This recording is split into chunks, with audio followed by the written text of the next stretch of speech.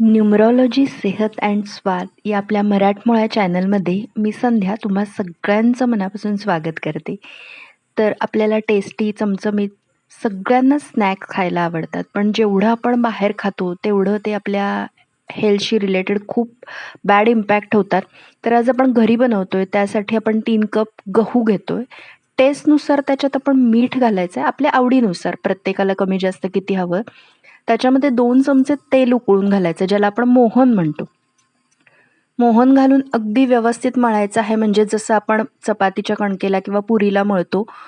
पुरी एवढं घट्ट नाही मळायचं आहे, फक्त तो जो बॉल असतो त्याचा बॉल होतोय की नाही इतका बघायचं आणि त्याच्यात लागेल तसं कन्सिस्टन्सीनुसार आपण पाणी घालून एक असा घट्ट आपण गोळा करून घ्यायचा, जसं आपण चपातीला मळतो बऱ्यापैकी. फार सैल नाही, फार घट्ट नाही, अशी कणिक आपण मळून घ्यायची आहे.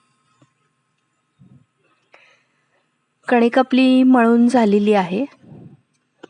मळून झाल्यानंतर थोडंसं तेलाचा हात लावून त्याच्यावर एक कवर करून ठेवायचे आपण. एक 15-20 मिनटं त्याला रेस्ट द्यायचे आणि त्याच्यानंतर सगळ्यांचं आवडीचं आपण आता स्टफिंग बनवतोय. त्याच्यासाठी 2 चमचे तेल घ्यायचं आहे कढईमध्ये. जिरे घालायचे आहेत त्याच्यामध्ये 1 चमचा. चांगलं आपल्याला जिरे भाजून घ्यायचे आहेत, त्याचा जोपर्यंत सुगंध सुटत नाही तोपर्यंत. त्याच्यानंतर कांदा घालायचा आहे आपल्याला. मी इथे अर्धा घेतला आहे. आलं लसूण पेस्ट 1 चमचा घ्यायची आहे आणि दोन्ही व्यवस्थित भाजून घ्यायचं आहे जोपर्यंत त्याचा कच्चेपणा निघून जात नाही आणि एक छान सुगंध त्यातून येत नाही. कांदा थोडासा मऊ झाला की आपल्याला कळतो. त्याच्यामध्ये 1 गाजर घेतलेलं आहे मी, 1 सिमला मिरची घेतलेली आहे. दोन्ही छोटे अगदी फाईनली आपल्याला कट करून घेऊन चांगले भाजून घ्यायचे आहेत त्याच्यामध्ये घालून. हळद पाव चमचा घालायची आहे.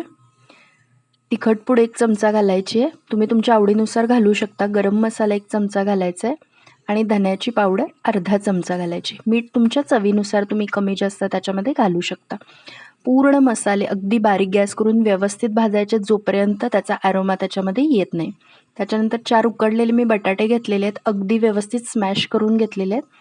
ते याच्यामध्ये घालून अगदी व्यवस्थित मिक्स करायचं जेणेकरून सर्व मसाला त्याला लागला पाहिजे आणि ते छान स्मूथ टेक्स्चर आपलं तयार झालं पाहिजे. गार्निशिंगसाठी तुम्ही कोथिंबीर काही घालू शकता त्याच्यावर. आपलं स्टफिंग रेडी आहे. चला आता आपण तयार करायला घेऊया पॅटीस. 20 मिनिटानंतर आपला गोळा झालेला आहे. आपण चपातीला घेतो तेवढा किंवा त्याच्यापेक्षा थोडासा छोटा, किंवा पुरीला पराठ्याला आपण घेतो तेवढा आपण घेऊ शकतो. तुमच्या ॲडजस्टनुसार तुम्ही घेऊ शकता. लाटून घ्यायचं आहे व्यवस्थित, फार पातळ लाटायचं नाही आहे. पुरीपेक्षा सुद्धा थोडंसं जाडच ठेवायचं आहे आपल्याला आणि व्यवस्थित त्याला आपण स्क्वेअर शेप द्यायचा आहे चौकोनी, जेणेकरून पफचा आपल्याला आकार करता येईल. तुम्ही तसंही करू शकता, पण व्यवस्थित दिसण्यासाठी तुम्ही तसे करू शकता. त्याच्यानंतर आपण जे स्टफिंग केलेलं आहे ते घ्यायचं आहे, त्याच्यामध्ये घालायचं आहे आणि व्यवस्थित सील करायचं आहे. तुम्हाला तसं काही वाटत असेल तर तुम्ही पाण्याचा हात कडेला लावून व्यवस्थित प्रॉपर बंद करू शकता. आणि मी फोकनी डिझाईन केलेलं ते ऑप्शनल आहे, तुम्हाला हवं असेल तर करू शकता तुम्ही.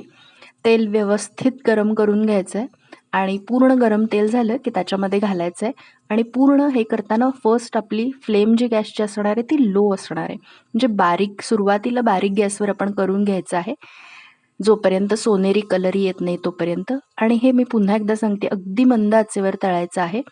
पूर्ण क्रिस्पी झाले की तुम्ही करून घेऊ शकता, एका चाळणीत घेऊ शकता जेणेकरून एक्स्ट्रा तेल जे आहे ते निघून जाईल.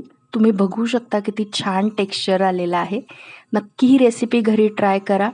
सॉस बरोबर पण तुम्ही करू शकता, चटणी करू शकता, कशाबरोबरही करू शकता. तुमच्या मुलांना हेल्दी डाएट मिळेल आणि बाहेरचं सुद्धा काहीतरी वेगळं खायला मिळेल. तर रेसिपी आवडली असेल तर चॅनलला लाईक शेअर नक्की करा.